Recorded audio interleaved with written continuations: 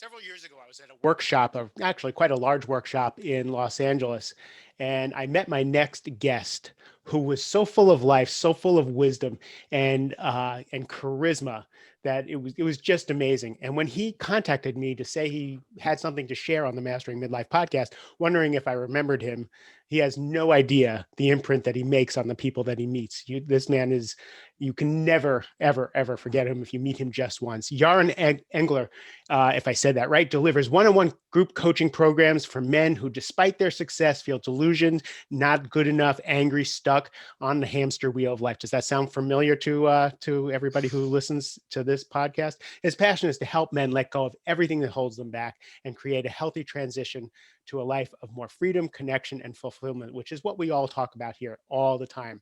His work is based on the crop cycle, which is really, really cool, and we'll get into that in a little while, which has been the foundation of his work as in the world as a coach and a touring musician. He's a professional drummer who's performed in front of over 500,000 people. He graduated summa cum laude from Berklee College of Music, and he's just an all-around incredible guy. Yaron, thank you for being here on the podcast. Thank you, Mark. This is always embarrassing to hear these things when people speak about you like this. Yeah. You know, when you make that kind of impression, that's what you're going to get fed back. I never forgot you when I met you. You're so infectious, and such a grounded, good human that, of course, I want you to be on the podcast. And when we were talking about topics, I make people fight to be on the podcast now because I'm really popular now, and I have people clamoring to be on the podcast. Yeah. I said, what are we going to talk about? And you said, how to deal with uncertain times. And we're recording this. It's just before the election. So this will come out way after the election in the United States in late October. And, the coronavirus is raging here as it is in the UK also. We're dealing with shutdowns. We're dealing with all kinds of uncertainty. We don't know what the economics are going to be after we actually deal with the pandemic itself. We just don't know what's going to be happening. So we're full of uncertainty. And I was really intrigued by your bringing that subject up. So tell me how you deal with uncertainty.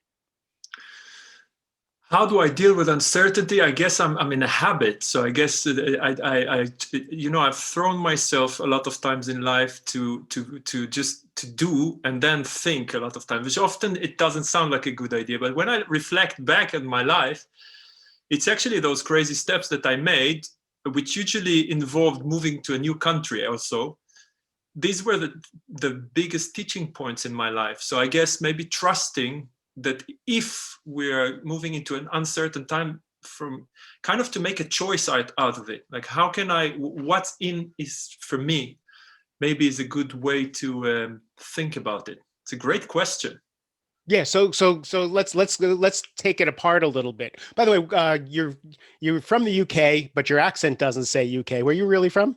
Yeah, well, I usually ask people for 3 guesses, but I'm originally from Israel because I won't spend time here. Yeah, Israel originally. I actually knew that, but I wanted to give everybody the opportunity to do a geographical tour of your life. So one of the things you talk about is moving to a new country. There's a lot of unexpected. How do you get yourself ready for the unknown? It's a really great question. So I'm reflecting back to, I think, looking deep inside myself. What's my truth in this next thing that I don't know that I'm stepping into? And if it's something that resonates with my values, if it's something that I believe in, then it's worth going to the unknown because something good probably will come out of it. If my heart... Let's be specific. You moved from someplace to the UK. It was unknown. How did you, take me through your process? So the first move was into your country. So I was in Israel. I started to be a successful drummer playing in Tel Aviv. Then I got a scholarship for Berklee College in Boston. And wow, I was a horrible student when I was in high school. So for me to go to college was like, oh my God, this is really scary. And all the ego stuff, you go into one of the best colleges of music in the world, and a lot of the ego is playing and all this kind of stuff. So for me, moving to a new, I remember these moments of like, can I say bad words in this program or I need to behave?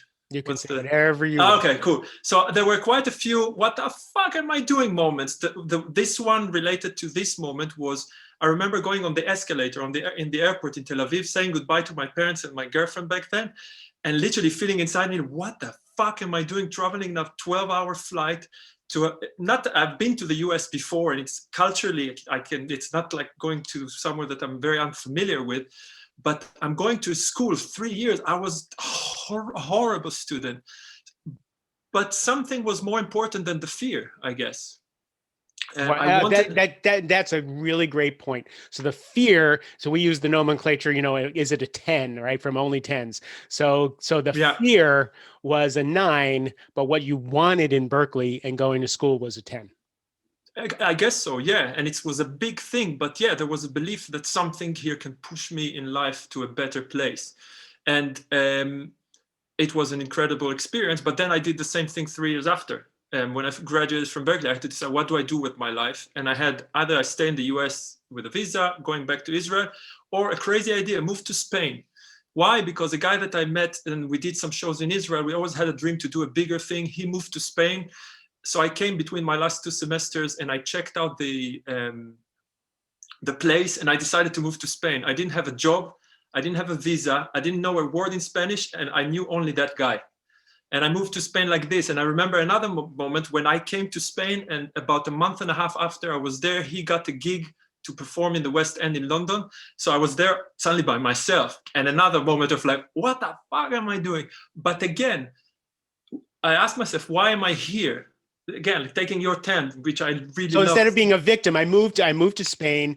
And now the reason I moved to Spain, moved to London, you took ownership of, I moved here for a reason. What is that reason? Yeah, it's like, what's the drive? I think instead of thinking about where am I, it's like, why am I here? What do I want to create? And constantly go to that. It's not easy. And I think sometimes this desire of me and many other people most people that I know, is to have it kind of all sorted and have it easy. It's not real. It's hard. Life is challenging and there are many challenges, but I think if the challenge is connected to what you really want, to your 10, taking your language, then all the hardship is more digestible, I guess. So you chose these changes. Now let's talk about the current situation. Uncertainty is in every direction, whether it's health, whether it's financial, whether it's political. It's just all uncertain. We don't know what the hell's going to happen. Yeah. How do you deal with just sitting there in the middle of something you didn't choose? You're just in the middle of it, and we don't know what the circumstance. We don't know what the playing field is going to look like. I think part of it for me that works is to remove the judgment of something that is happening as good or bad, because good or bad is a judgment.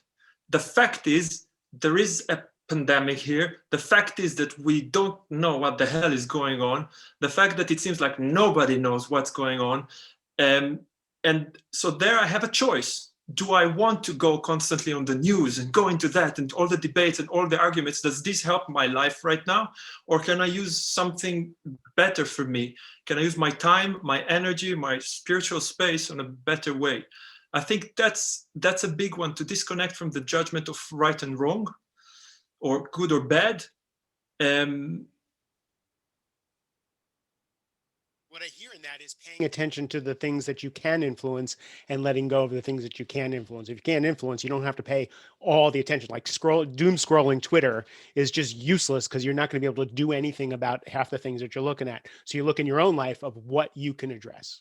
Yeah, but also to remove the judgment of good and bad. Because if I think that this situation is bad, then even if I remove myself and I make bad choices, but it's still bad, it's what it is. I have this argument with my mom, for example, always when I say, it's hurtful to say that, but I don't like when people tell me don't say that. I say that there is a chance that my children will die before me. It's a horrible thing to say maybe, but there is a chance that it will happen. I cannot control this. But not to say this and not to avoid this, like, no, it's just something that is. Many parents have lost their kids. It's painful. It's full of grief. I don't know this feeling, but it can happen. And instead of good or bad and all these things that we put on that, it's just, this is.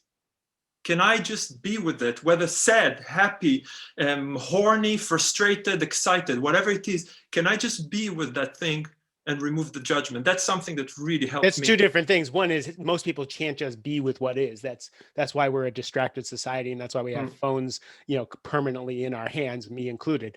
I was just being with whatever is, and then letting go of the judgment. I love Byron. I live by Byron Katie's saying, "When you argue with reality, you only lose 100% of the time." So let's accept the reality that's coming at us now, and then decide what do we want to do with this now. Yeah, totally. Yeah, that's something I learned, that this kind of concept of detachment from things helped me to come out of depressions that I suffered from for many years. I was completely attached to depression, and I learned how to move to this from removing the attachments. It's not easy again, and I'm failing constantly, and I'm on my phone as well, just as you say, but still, it's a practice. It's a muscle that develops. Right. So tell me, you coach, you generally focus on coaching successful men. What are they scared of now? What's challenging them now? I think the biggest frustration is a disappointment. Is this what it is, this life? It's like to find yourself suddenly in this position where business is successful, whatever that definition of success is, but life feels mundane. It feels kind of like there's no excitement, nothing to wait for. And that for me is like, oh, let's ignite some fire here. I like to ignite that fire. It's a very midlife thing. Totally. I'm going through school, I'm going through sports, I'm going through relationships, then I get married, then I have children, then I'm successful. And then, now what? Right? Yeah. Now you come to the end of the road that you saw planned, and now you have open space. Do you just stay on the road? Do you, what do you do with all these feelings and thoughts that are coming up? Yeah, and nobody gives us the tools for that, especially as men. Where do you take it, and how to develop with it? And yeah, it's kind of there is an element of confidence also, because a lot of times men, we found ourselves very confident because we have arrived to where we are, but then there is this feeling of like, oh, is this it? And this desire to change, but the confidence to make that change is a different spice of confidence that either is not really clear, how do I get it, or it's quite scary. And I think to work with this confidence, to bring the playfulness again, to excite again, is something that I love doing. It's a lot of fun. When I was doing research on you, for the podcast, your crop methodology is really intriguing to me, again, because we work with people in the same time of life and the same types of people, and the succinct way you put this together. Tell us about what the crop methodology is. So the crop actually is another example of the unknown, because when I coached for a few years, I had no idea what I was doing. I was going completely intuition, but then people asked, so what do you do? What do you do? And I was like, the hell with it. I need to figure it out. So I was looking back, and then I discovered, okay, actually, this is the way I work. So it was after that I discovered it. For me, the crop is, first of all, the idea of the name is, as men in these positions, we have so much distraction, so much stuff, kids, business, hiring, the house is on fire, whatever it is, that is happening. How can I take all this noise and crop my life to what really is important to me, and really figure that out? And the letters to crop come from the 4 letters. C comes from cleansing and clearing. What do I need to clear from my life? If it's information, people, food, the environment, so on. So we learn to let go of all these things. Then we can go to the R, which is reconnect with your inner voice. Once I clear all that noise that tells me who I'm supposed to be and what is it to be a man and so on, I can reconnect with my own intuition, with who I am and what I really want. And then we go to the O, which is observation. From that moment, I can really observe, like, why am I behaving like this? Why am I saying this? I can make better judgment and better decisions. And then after we did that, so that's where we separate the men from the boys, the girls from the women, is when can you reflect and really look at yourself honestly. So this self-observation is so key to the next steps. It's again, pruning things out, clearing things out, the connections, the relationships, and then the self-observation. It's such a foundation. I love this. Keep going. Yeah, and that's it. Once we do those 3 things that you just mentioned, then we go to the play. play. That's where life can become again more playful, more fun, more exciting, instead of something that Monday comes and I'm like, oh my God, I need to deal with all this shit again. No, life can be exciting, and it's something to ignite. We just need to disconnect from the noise that tells us who we are and slowly find our route through that. As you were working through the crop, I was thinking about the beginning of our conversation with uncertainty. And I see how that fits in, where Totally. we crop what's not important, especially when things are acute, when things are scary, when things are overwhelming. What can we crop out of our lives so we can focus on what's important? We really need to stay connected to our relationships. It's so brilliant, right? And then observation. How am I doing? For me, one of the things that I take people through is, how am I scaring myself? What am I making up about what's happening around us, and what is really true about what's happening around us, right? And then this play thing, I've gotten to that. People ask me, why aren't you freaked out about what's happening all around you? And it's because I don't live in the same world as everybody. I accept things as it comes, just like you say. I accept reality for what it is. I decide what I can influence, what I can't influence, and then I play with what's left. So I'm really intrigued by the whole crop way of coaching, and the way of digging yourself out of the hole that we dig ourselves in for the first 30, 40 years of our lives. Yeah. Well, for some, it's longer than that, unfortunately. Yeah. Some people never did. It takes Yeah. a couple lifetimes. Yaron, where can people find you? Best place is to go to my website, www.yaronengler.com. I believe you have the links here, so I don't need to spell it. You can All the find me. links are going to be in the show notes. Yeah, LinkedIn, Facebook. I'm also on Instagram. So yeah, all these places. We're gonna put that all in the show notes. This was a really, I think crop is really a succinct way of talking about mastering midlife. I just love it, and dealing with the uncertainty. So I thank you for bringing your wisdom to our conversation. Thank you for having me, my friend. This was incredible. To everybody else, do not know what you're dealing with this day, but what I do know is you can slow down, you can take a drink of water, you can be kind, and you can love on yourself. Please take care of yourself. Have a great rest of the day.